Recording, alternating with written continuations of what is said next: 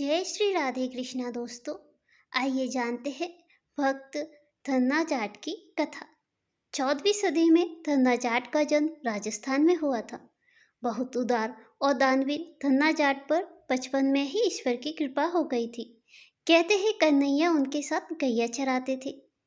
बचपन में एक पंडित जी उनके घर आए तो धन्ना ने जिद करके उनके शालिग्राम को मांगा।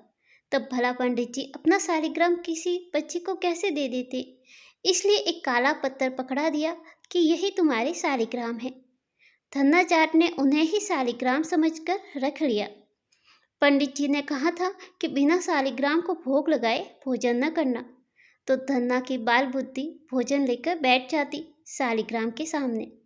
शालिग्राम भला कैसे भोजन करेंगे, इसलिए बालक धन्ना ने भी अन्न त्याग दिया। जिद ये कि जब तक भगवान आकर भोग नहीं लगाएंगे वो भोजन नहीं करेंगे। कहते हैं एक दिन धन्ना की जिद से भगवान स्वयं प्रकट हुए और उनकी रोटी खाई। तब से जब तक भगवान कृष्ण उन्हें दर्शन देते, कई बार धन्ना उनसे अपनी गाय भी चरवाते। दोनों बालक गाय चराते हुए साथ में खूब खेलते। धन्ना थोड़े बड़े हुए तो काशी जाकर स्वामी रामानंदाचार्य से दीक्षा ग्रहण की और वैष्णव संप्रदाय के महान संत बने। भक्त धन्ना जाट की साधु संगति रहती थी। नित्य प्रतिदिन साधुओं की सेवा करते थे। उस जमाने में साधुओं की टोलियां चलती थी। कोई न कोई टोली धन्ना भगत के घर टिकी रहती थी।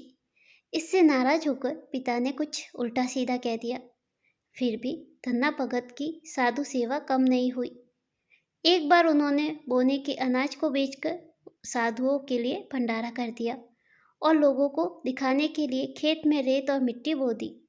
कहते हैं जिस खेत में उन्होंने सिर्फ दिखाने के लिए रेत और मिट्टी बोई थी, उसमें भी लहराती फसल हुई। खैर, धन्ना भगत अपनी दानशीलता के लिए बहुत विख्यात थे। सुखाड़ अकाल में उनके घर का भंडारा सबके लिए खुला रहता था। इसलिए धीरे धीरे उनके ही नाम पर धन्ना सेठ वाली कहावत प्रचलित हो गई। धन्ना भगत वैष्णव संत थे, लेकिन उनकी वाणी को गुरु ग्रंथ साहिब में भी संकलित किया गया है। उनके जन्म स्थान धुआ कला पर सिखों ने एक गुरुद्वारा भी बनाया है। जय हो भगत धन्ना जाट की।